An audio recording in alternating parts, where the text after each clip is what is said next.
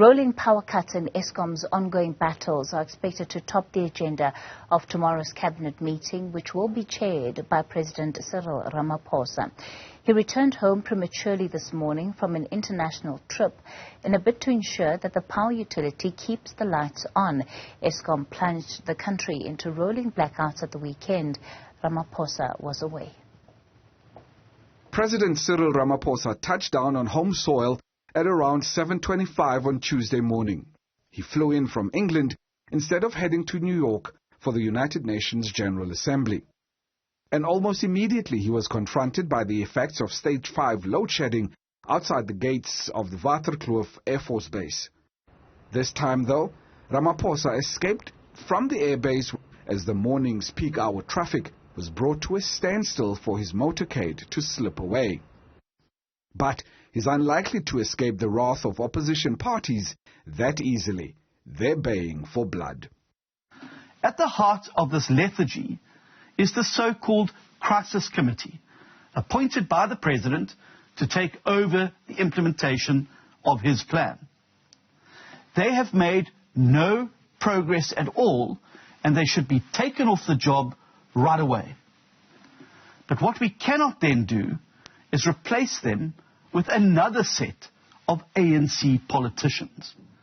We need South Africans to get out of their docile stage of accepting the nonsense that is dished out to them.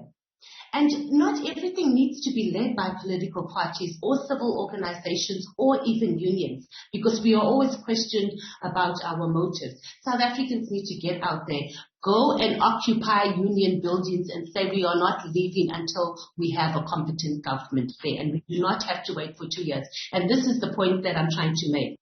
But it seems Ramaphosa and his Minister of Public Enterprises, Pravin Gordhan, aren't keen to indulge the wishes of their opponents at this stage. I'm not interested in the politics of all of this. I have a job to do. I have a mandate from the President, and I intend to execute it to the best of my ability. And then if there are any changes that are necessary, well, that's up to my boss. And in terms of the speculations about names and who will fire whom, well, each of us, I'm sure, have thoughts on that matter, and at an appropriate time we can talk about that. But that's not a debate for now. Ramaphosa and his cabinet of ministers will meet virtually on Wednesday, where the plight of Eskom will top the agenda. However, some South Africans, although hopeful, doubt that anything of significance will come from this meeting. Nobody is willing to live in such conditions. Things are really bad. We hope things get better.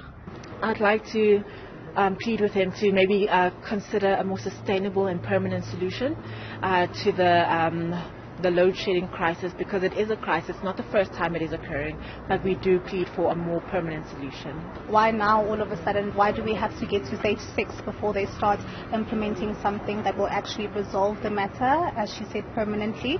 So I hope so. However, I'm very doubtful. I mean, if anything, we've been taught that whatever our government decides on and whatever strategies they implement, we must just take it with a pinch of salt. So I would like to say, dear Mr. President, please think of a man on the street and everybody else, not just yourself. It's unclear at this stage if or when the President will address the nation on the outcomes of his meeting with the ministers and what the way forward is as citizens and the economy continue to suffer one of the worst weeks of power cuts in almost 15 years. For Newzroom Afrika on Channel 405, I'm Lukhanyo Calata in Johannesburg.